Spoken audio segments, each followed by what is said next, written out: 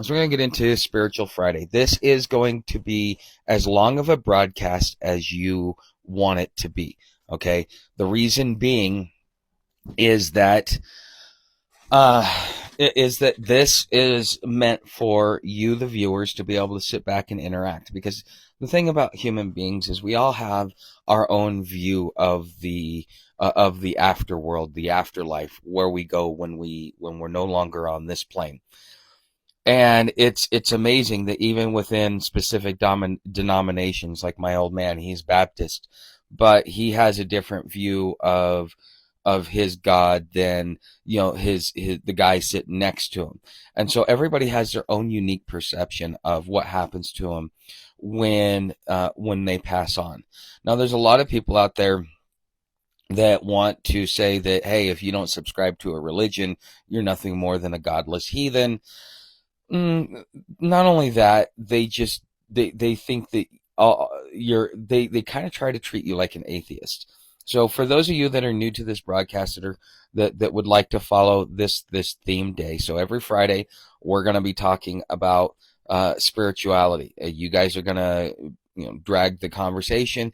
If there's a lot of interactions, the broadcast is going to go longer. If there's not a lot of interactions, the broadcast may be around 20 to 30 minutes because, for those that want to come back and listen to it afterwards, I'd love to hear your comments. Okay. But the average human being has their own view of what happens to them. So if my philosophy is this, is if you have your own belief, I can't sway that belief. I can give you new facts. I can introduce alternative points of view. But at the end of the day, you are the person that's responsible for your own salvation. I'm not responsible for your salvation. Only you are. And I'm saying this in ways because, we're in America. This is a Christian society. Although I do not consider myself a Christian, I was raised in a Christian society. So therefore I understand. I like to call it the double speak because, like, for me, I don't call it God. I call it creation. I don't give it a name because, there's lots of lectures on why you don't give it a name because it becomes you're identifying it. And so therefore it ceases to exist, or you're trying to pigeonhole it into one definition when it's beyond its own definition.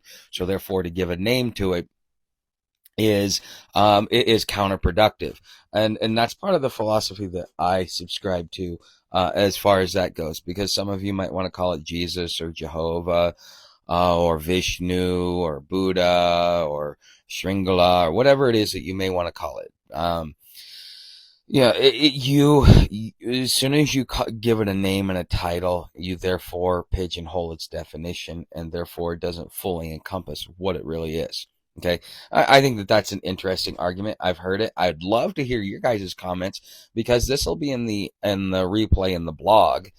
So if you missed the morning broadcast and you would like to see and you would like to go back and listen to it after it's done, if you go to the blog, so when you go to hobotuck.com, if you go to the blog tab on the menu button, that will take you in. And so what I do is every day after the show is I embed the recording, but I also have a blog article to go along with it.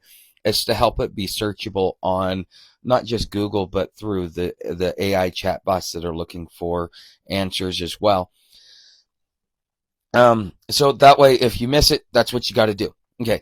I think one of the most core principles that I live by, and I'm curious what you guys think. Christians call it being your brother's keeper, but I know it as the law of oneness. What is your brother's keeper, and what is the law of oneness? Like, what do they have in common? What are their differences? Their main difference is one is dogmatic and is used within religion, because within the New Testament, somebody asked Jesus, am I my brother's keeper? And I don't think that there was ever a response by that. Maybe one of you that know scripture better than I do could probably let me know down in the comment section. But I'd be curious to know or to hear what you think on this one. But anyways, as your brother's keeper, What does that mean? That means that you watch over your brother. I think that Christians have kind of taken it and turned it into something that was never intended to do, which is to become a form of control. Uh, uh, uh, yeah, as a mechanism of control. And some of you might be going, well, Tuck, how the hell are you going to stretch this one? Okay, because if you being chronically homeless for 25 years, I get to see what people really are like, because when nobody's watching or they think that there's no consequence for their actions, even if they think that their creator is watching because of how commercialized Christianity is, you could commit, you could break the cardinal sins, the seven deadly sins, and as long as you believe in Jesus, you know what I mean, and that doesn't work, because that holds no accountability. So a lot of these people will hide behind religion and say, "Oh, I want to be here. I want to help you. It's a Christian thing to do." But are they really being Christians, or is this them allowing their sickness to be manifested through their religion? Because that's what a lot of people end up doing. You can even see it in politics. They all virtue signal. They all make sure that they're aligned with certain words, certain causes, certain ideological points of view, because it is what the religious masses require. And so these people will come out and they will start, "Oh, I want to help you." And as a homeless person, you become very skeptical of anybody that wants to help you. There are even homeless that I know, and they're very few, but there's some of the smarter ones that have learned that when somebody comes up to give you something, they're giving it to you with strings attached. And they may not tell you what those strings are. They may say, "Hey, I want these strings," later on, like, "Hey, I did this for you, now you owe me," type thing. And that could be, that's a whole nother slippery slope. But the reality of the situation is, a lot of people come up and say, "Hey, I want to help you." And you may even ask why, and they're like, "It's the Christian thing to do." It's like, okay. But the thing is, what ends up happening is, now that they're helping you, now they feel that they have the right to control every form or action that you take. And that is a bastardization of the law of oneness and being your brother's keeper. Because just as your brother's keeper, you're not taking control over them. The whole idea behind it was it was that the mo he who is the least of us is equal to he who is the most of us. Okay. And what does that really mean? We're not talking about equality in skill. We're not talking about equality in talent. We're talking about equality in value. Every human being is priceless. If you understood the law of averages and how, I think it's like 1 in a billion or 1 in a trillion or something like that, chances just to be able to get a human embryo. Okay. So therefore life is precious, and we forget that, in a lot of different ways. It's just something that happens. But as Christians, or a lot of religious folks, they use it. Not just Christians. I'm here in America, so 99% of the people that I deal with are Christians. Very rarely do I deal with an atheist or a Hindu or a Buddhist or, a Taoist or anything else like that.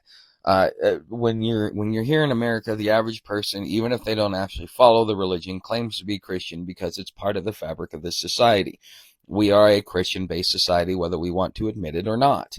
Whether you agree with it or not, it doesn't really matter, because this is what society has agreed upon. And if you want to participate in it, you need to, at the bare minimum, respect it. Okay. And so this is what really I think gets bastardized throughout the whole process, is that your brother's keeper is being used as a form of control, a way to create an extension of yourself. And in some ways, you would see the people that are trying to do this, and you say, "You're a failure in life, and now you want me to be a failure just like you." I'm saying this in the back of my head. There are very few people that are successful, and I'm like, when I see the successful ones, the other phrase that goes through my head is, "Yeah, you sold your soul, and now you're just, playing out your sick fantasies on me." because you learn not to trust people, especially people who claim to be super religious. Now, there are those within the homeless community that embrace it because it's a way for them to be able to make money. In reality, that's not one of them would follow the Christian belief system and embody it, because if they did, they wouldn't be doing half the things that they're doing. And they do it as a way to be able to absolve themselves of their guilt without actually having any accountability. Because as long as I believe in Jesus, then then I am saved and I don't have to worry about it, which is a good thing in some ways because it takes away that self guilt that human beings have. The law of oneness wasn't really meant to be used like this. This is one of the perversions that's happened over time. I don't know if Christianity did it by intent or if it just happened because it's like a game of telephone. Each generation is going to get a different interpretation of what the last generation got. And so therefore, again, it becomes like a game of telephone. And what started out originally is not where you're at. The Christian church has completely morphed. The Romans conquered the real Christians and took over Christianity in a religious war in a lot of ways. But being your brother's keeper, what does it mean? It means that what you do to them, they can do to you. Okay, it's a real simple thing. Put yourself in these shoes. Okay, you're homeless, and you don't really have a lot of resources, but yet you have drive. You want to get up on your feet, and you want to do the right thing. Okay, you may be newly homeless when this happens, but this is your basic setting that we're going to go into. So you're a homeless person. Okay, how would you, now that you're homeless and you're on the receiving end, how would you like to be treated? Okay, would you like to be treated with dignity and respect? Or would you like to be treated with contempt because, if you're homeless, that means you're a lazy bum drug addict that needs to get a job and will always be a drain on the system. So why don't we just figure out a way to get rid of them? That's half the country believes that, and the other half believes that it's not your fault and we're going to capitalize on it and make as much money as we possibly can. Okay, that's what the other side of the aisle says. So neither are friends. Okay, so it doesn't matter what your political leaning is. Homelessness does not discriminate based upon your politics, your race, your creed, your religion, or anything else like that. Homelessness is a direct result of society and just what's going on around us. So if you are homeless, which, okay, how would you want to be treated? Okay, now what I want you to do, okay, think about it from a practical standpoint too. Okay, do you need somebody giving you $20? And what is $20 going to solve? Okay, what is $20 really going to solve? Because I'll give it to you from a homeless man's perspective. Somebody who has drive, ambition, and wants to work their way out of the situation so that they're never there again. Okay, this is their basic mentality. If they have any wits about them and they're not just thinking about, just getting to the tip of their nose. And do you need a $20 bill? Is a $20 bill going to do anything? Well, it depends upon what you may need that $20 bill for. That's really the real question. Do you need it so that you can pay for a gym membership? Do you need it so that you can buy a bar of soap? Do you need it because you need to pay for a storage locker so that you can go out and find a job and you don't lose every single thing that you have? Okay. These are the different things that people will go through and deal with. And how would you feel if in your weakest moment you lost everything? Imagine the emotional devastation. Imagine the financial devastation that happens in that process. Okay, and then the sentimental things, like I lost a blanket that my mother made, and my mother passed away 12 years ago, so I can't just have her make me another blanket. When that blanket got lost, it was irreplaceable, and I will never be able to get it. I mean, that thing was like 25 pounds, I swear. It was, it dwarfed a California King. I'll put it to you that way. My mom just kind of went nuts with the whole thing. But it goes to that point. Okay.